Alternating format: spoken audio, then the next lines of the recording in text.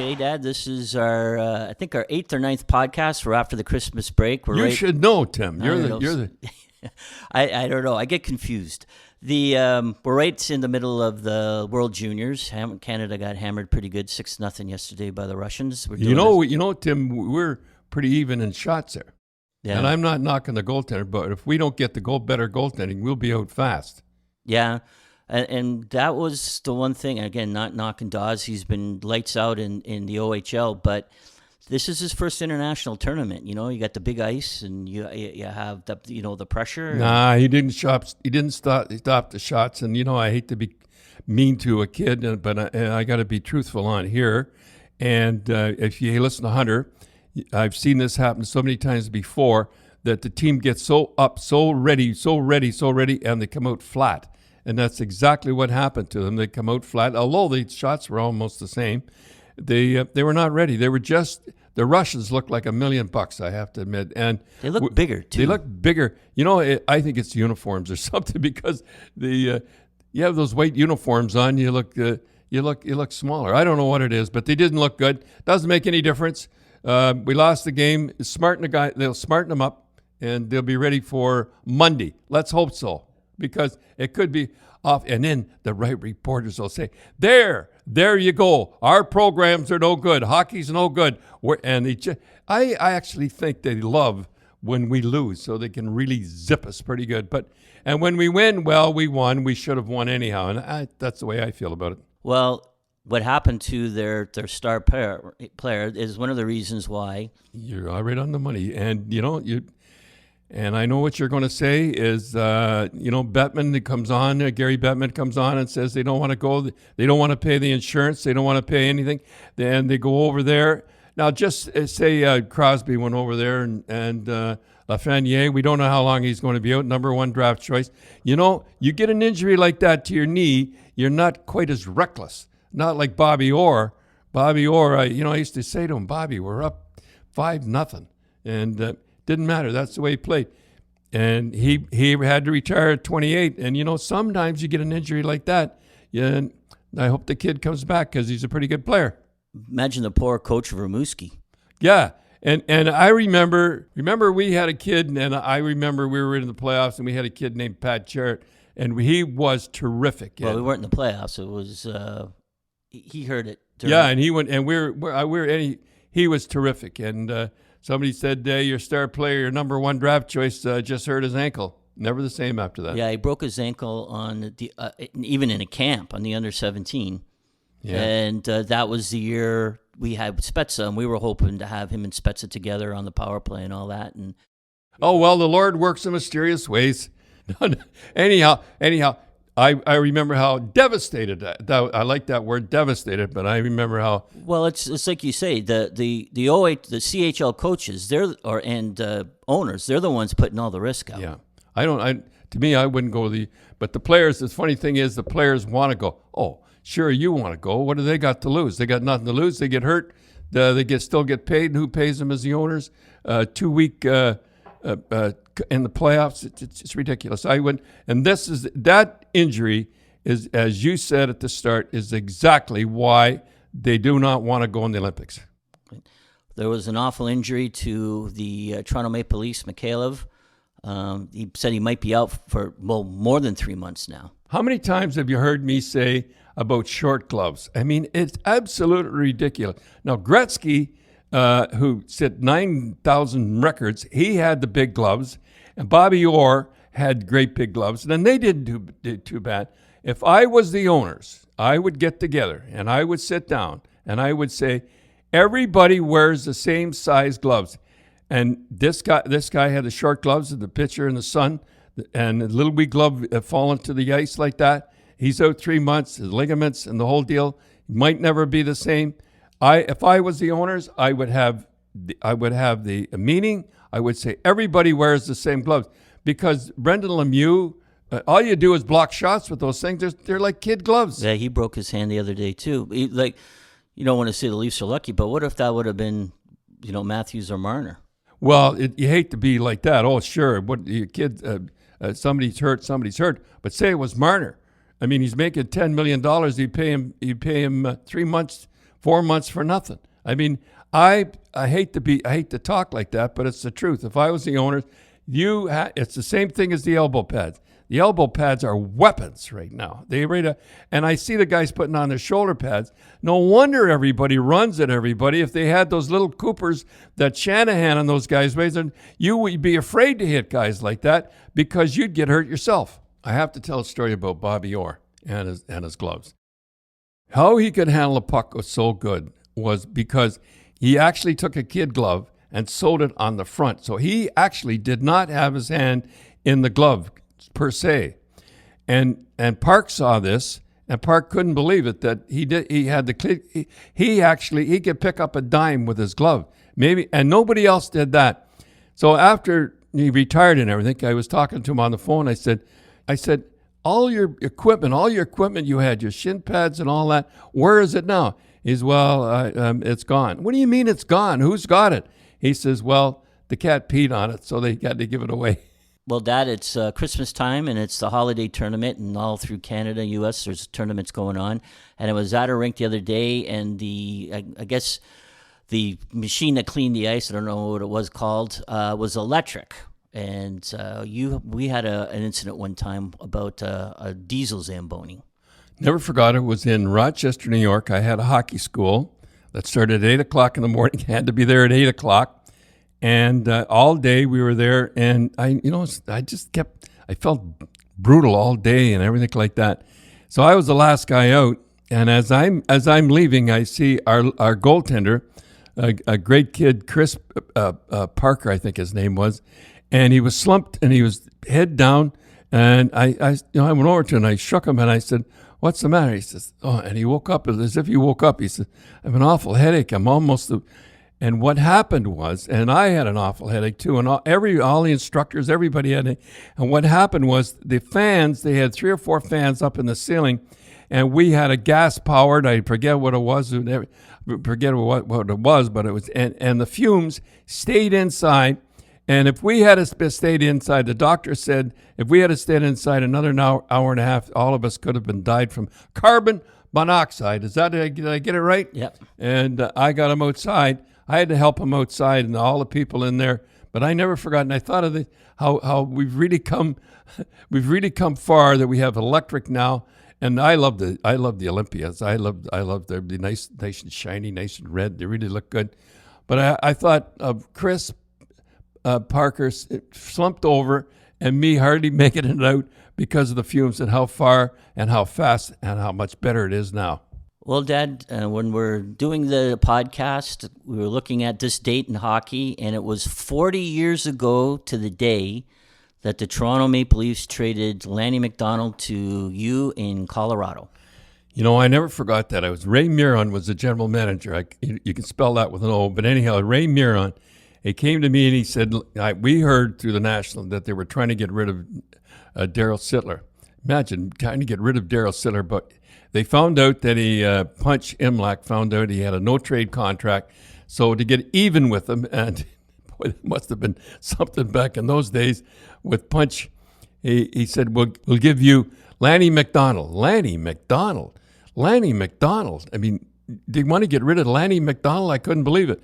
Yeah, but they want a pretty good player back with Wilf Paymont. Nobody ever says that. So Wilf went, and so I went to Wilf. I says, "Wilf, we're going to make a trade, and they want you to go to Toronto." And he was a good guy, Wilf. He really was. A little nuts, and nicey nuts. You know what I mean? Like, I love a player like that. And he says, "They won't like me there because I'm French-Canadian." He says, "When you score goals, they'll love you there." And a lot of people don't know. Everybody talks about that trade, Lanny McDonald. Lanny McDonald played on the line with Earl Thompson and Daryl Sittler, and then Tiger Williams played on the line after. That was one of the best lines. They'd be all making about $10 million right now. But the one thing with Wolf was he set a record. Oh, yeah. Next year, 97 points. Yeah, and he was the top right winger they had till Rick Vive came along. So he knew what was going on. But anyhow, we get Lanny. So anyhow, we get a phone call, and he tells Ray Miron that he's not going to report. And the reason he's not going to report, that his lovely wife, Adele, was pregnant. And he said, "Why should I come for the rest of the season?" He said, and he was heartbroken about Sittler. Him and guys, they were almost like brothers. And I remember Sittler got in the real bad books. He took the C off. And I digress as I go along. And I remember Brian McFarland said he should have taken the C off. And Harold was so mad at Brian McFarland, he sent him to Montreal for the rest of his career. He had to do the broadcast, Hockey Night in Canada from Montreal. Anyhow, I phoned Lanny, and I said, look, Lanny, I said, you don't have to practice. Just come for the games. And he says, you mean I don't have to practice? I said, no, you don't need to practice. Come for the game. And a lot of people don't know, but he got 25 goals in 45 games, which is unbelievable. I never saw the guy except for the game. He'd drop in for the game, play the game, score a couple of goals, and then leave. Rene Robert, remember he played on the French Connection line, said, the stick boy spends more time in a room than you, Lanny. Anyhow, he got 25 goals, and he was just fantastic. So it shows you don't need those stupid practices. Didn't Ray Miron get mad that you told him to do that? Yeah, and he said, well, how can a guy play Ray Miron? And you can spell with an O. He figured it. How could he? And I said, look, he's not going to come unless we say this. So anyhow, he came. Like I said, he got 25 goals. He was fantastic. And I never forgot. We went to Winnipeg, and we had 2 or 3 days off with Lanny. And so somebody kept saying, oh, we're better drinkers in the East and then the guys in the West. And Bobby Schmatz comes from Saskatchewan, Saskatoon, or Regina, forget. So Lanny and Bobby Schmatz were good friends on the team. If we only had a goalie, I think, now I'm getting digressing again. If we only had a goalie. I mean, then the next year they went and got 2 good goalies. Anyhow, someday I'll go into that. So we have a contest. We have Lanny and Kevin Morrison, the great guy from Sydney.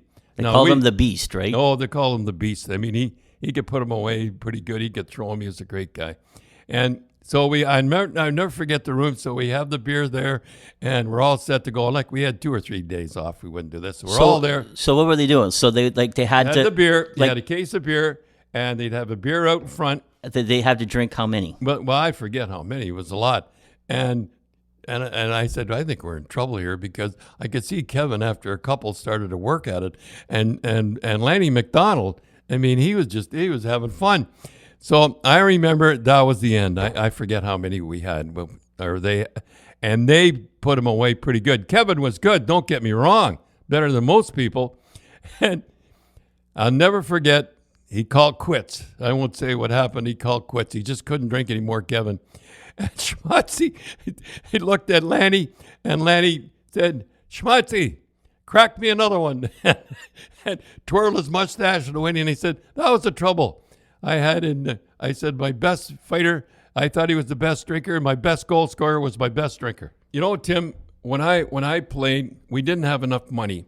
So all our parties that we'd had were always at the other's house. And somehow or other was always Rose was always the one had party. So I remember one game, she had to stay home because of getting the party ready and all that stuff had to be ready. And all the team came thereafter.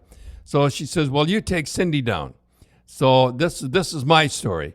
So I went down, took Cindy down. We played the game, and I come home. And I remember I come to the door, and she says, well, where's Cindy? I said, holy smokes. I left Cindy. I left her down at that arena. That was a pretty rough section down around the War Memorial. So I'm going 90 miles an hour, and I come in, I still can't find her. She's in, and I go in the dressing room, and there she is, standing there phoning. I forget what she was doing, fooling with the towels and everything. Boy, I was the happiest guy in the world. Now, Cindy, you're sitting over there in the come on over here, and that's my version. Now, you could do you remember? Come on in. Now, do you remember? Oh, I remember all right. I think I was only 6 or 7 years old, and I watched you play, and then I knew where to go after the game, down by the dressing room, and all the players were coming out, and they were out fast because they were going to the party, right? And I'd say, "Is my daddy still in there?" And they go, "Yeah, I think he's in the back. And I kept asking and kept asking. All of a sudden, there was no more hockey players coming out, and there I was, all by myself with all the lights turned out at the Rochester War Memorial. And it was tough. And like I said, it was pretty tough. I thought you might go outside. Well, it was scary. So I go, oh, what am I going to do? I'm just a little girl. So I thought, well, I'll go down where I was never told to go down to, by the dressing room. So I go down the long hall, and I drive Rochester American. So I knock on the door lightly, and out comes Nate. Nate, remember Nate Agnello? Oh, Nate Angelo, yeah. Yeah. As the trainer, yeah. And I said, is my daddy still in there? No, he left. Well, the lip starts quivering, and I'm almost starting to cry. Well, come on in. He goes, I got some work for you to do. So he goes, your dad will probably be back for you. I'd like to jump in while you're here. Do you remember the time I got in that fight and I got cut? Someday we'll talk about the fight. Oh. Dennis Extall. So I'm in getting stitched up, and when you get stitched up, it takes a long time. And you tell a story about.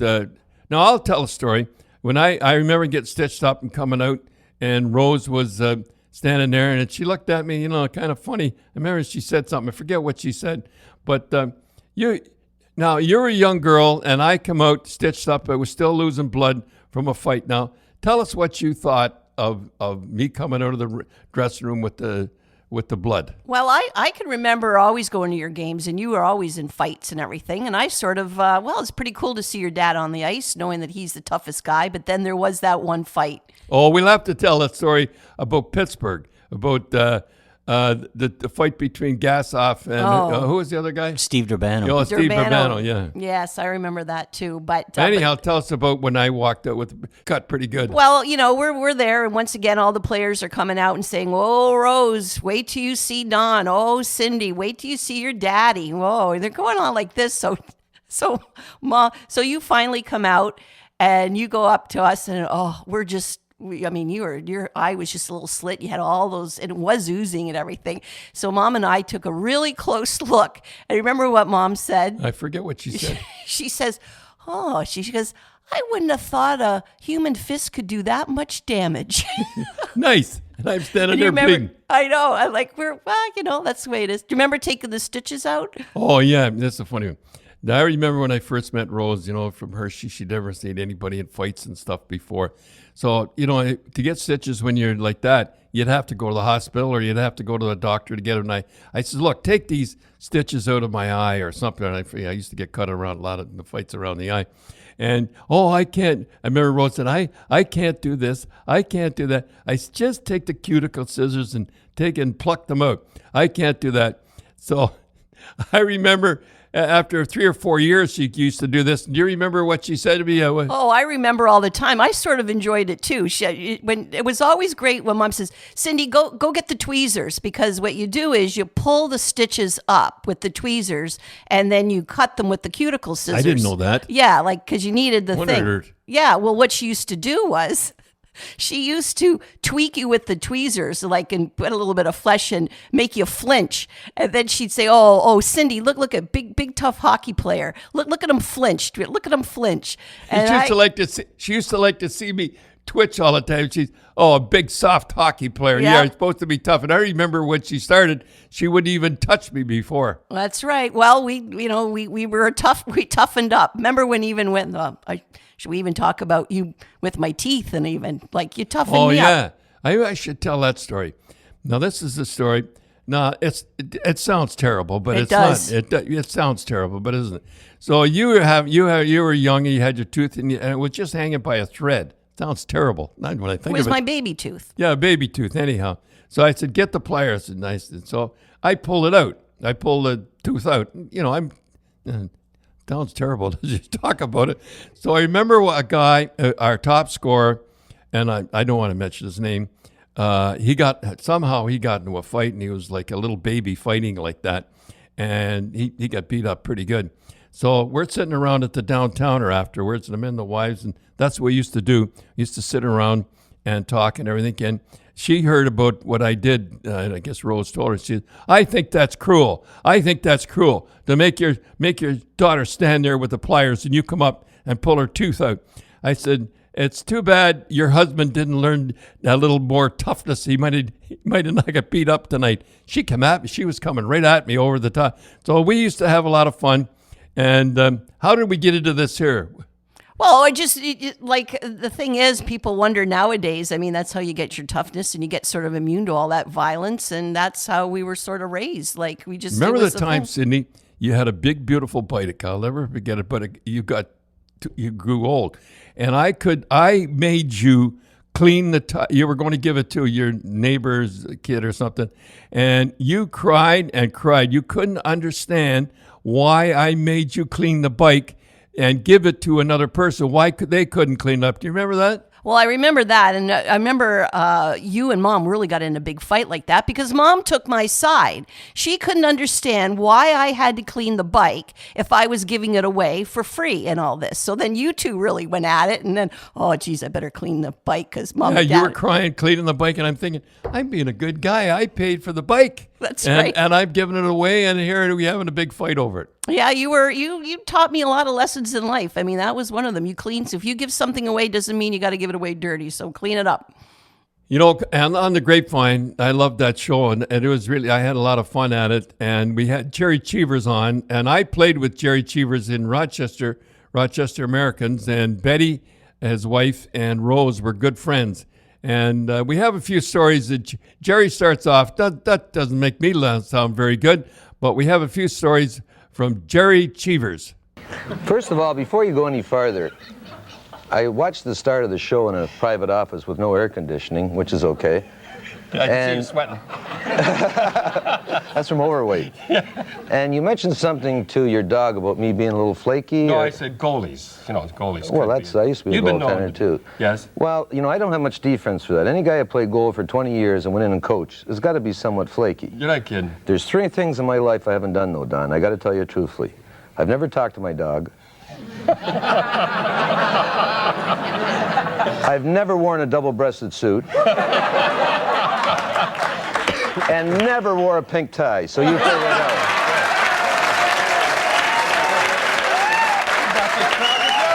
Oh, I played in front of you. I was a pretty good guy. I mean, a few times you get hit in the... You were a good guy. Yeah. I can't argue that. Yeah. Not a good player, eh? You're not going to say say anything. it. I said you were a good guy. I could fight, though. Yes, you could. The greatest fight I ever saw, you and Spider Mazer. I couldn't believe it. That was my first year of pro, maybe my second. You hit each other over the head with the sticks. Yeah. You both in getting stitched up together. I says, I got another 19 years of this to go through. I think I was about 25. That was a good one. Remember Red Baron? Now you remember the Red Baron. Oh, yeah.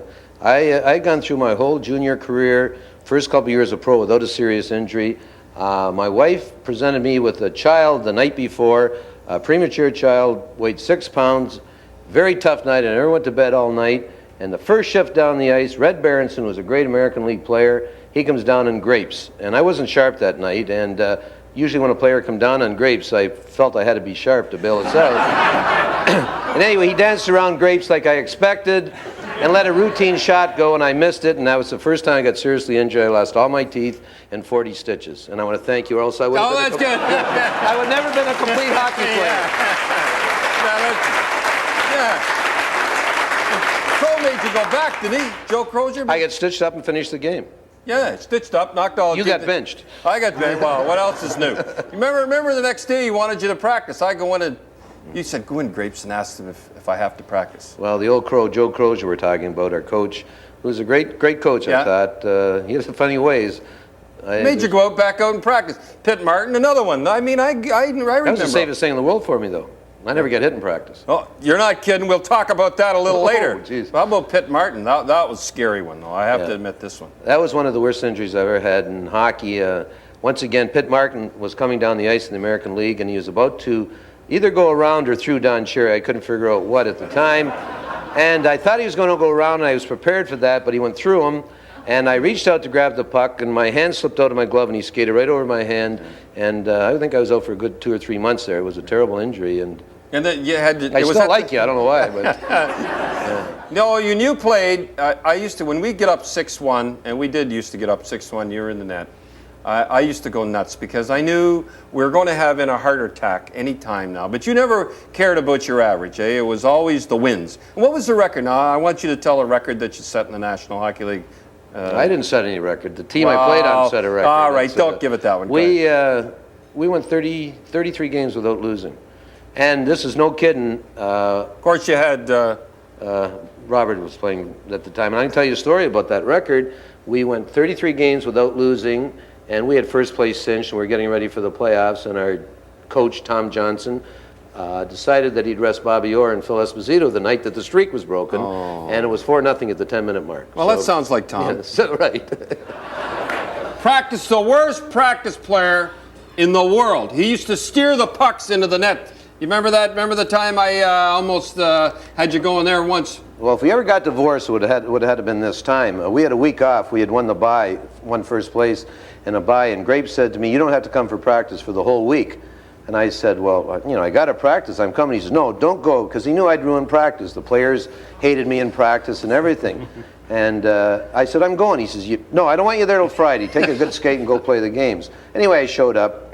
We warmed up a little bit, and he called all the players to center ice, and he said, "You get down the net." And obviously, we were going to scrimmage, and I heard him say something to the players, and there was a little chuckle and all that. And I really didn't apprehend what was going on. Then all of a sudden, Peter McNabb come down in a breakaway, and Peter's a pretty good goal scorer, and he hit me in the stomach, and he raised his arms. And it didn't hit me yet. Then Terry Riley came down, and Terry likes to deke and dive, and he shot into my pads and raised his arm for a goal. And I still couldn't figure it out. Then finally I figured out that Cherry told them at center ice if they hit me, it'd count as a goal in scrimmage. I threw my gloves and stick at him. It was the closest we came to divorce. Yeah, that's true. How about the story about Bobby in Oakland? Oh, that was a great story. This is Bobby is, we all know, and even his teammates, he was the greatest player to play the game, and we're killing a penalty. Eddie J was playing goal that time, and I was on the bench and was right next to the Oakland Seal bench, and Bobby was killing the penalty, and he liked to rag the puck at all, and he got it, and he circled our net, went up the right boards, and one of the Oakland players hit him, and knocked Bobby's glove off, but he still controlled the puck, went down inside their blue line, circled around, back around our net. No one could believe what he was doing because he really gave up an opportunity of a scoring chance. Circled our net. The Oakland players started picking him up. Finally, he come bolting down the door, the right side, stopped, picked up his glove, went in and scored a goal. I looked up, and our bench was crazy. It's a true story. But the best part of the story was, even though our bench was in a frenzy, the Oakland bench was up cheering too, so I knew we were in good shape. You know, I like that story about Jerry told, but he was wrong. And I didn't, so I was a great interviewer. I never jumped in. What happened was, we were playing Quebec, and the game before in Quebec, Bugsy Watson was really doing a number on our forwards in front of the net. If you stood in front of the net, he'd cross-check. He used to be able to cross-check back in those days. So he put me on, and he benched Al Arbor. Well, I knew why he put me on. So I went up. I was the defenseman. You imagine how stupid I was. I stood in front of the net. Well, Bugsy, he had the heart of a lion. He cross-checked me. We had a terrific fight. And it was on television. And I'll tell you one thing. It was a terrific fight we had. Do you remember that, Cindy? Oh, I remember it. Mom, again, she had all the wives over and all the kids, but the game was televised, and they were in the kitchen, and I saw you were up in the stands, weren't you? You went. Oh no, I didn't go up the stands in those days. No, it was fight, and I yelled, "Mom, Dad's fighting again!" And everyone came in, watched the game. And I think she said something about, I remember you saying something, what are the odds that he would have a television game he'd have? So anyhow, that's what happened. So I come back to Rochester, and the crowd liked me because they had a pretty good fight. They saw it on television. So I get on the last minute, and yeah, Berenson did walk around me because my legs were like lead. And if you've ever sat there for the whole game, anyhow, he went around me and he got hurt. But I'll have one more story about Gerry Cheevers. And then we're going to next week, around Thursday, I think we're going to do the Punch Out at Piastani. You remember that one? But I have one more story to tell about Gerry Cheevers for now. That I remember we hadn't lost in 18 straight, but we were playing lousy. The last 3 or 4 games, we were lousy. And they were bouncing in off our bums and then off skates, and guys were putting their own nets. And I knew we were playing lousy. So I had a meeting with the players. And I'm having, listen, you guys, you were playing lousy, and the guys are picking her. Oh, yeah, 18 straight, and I'm trying to tell them they're playing bad. You got to be playing. You got to play better. You got to, and they're not paying. I can tell they're not paying attention. How can you give guys heck when they haven't lost an 18? So I remember I go up to Jerry, and he's taping his stick. He's turned the other way. And I said, Jerry, nobody listens to you when you've won 18 straight. He said, what?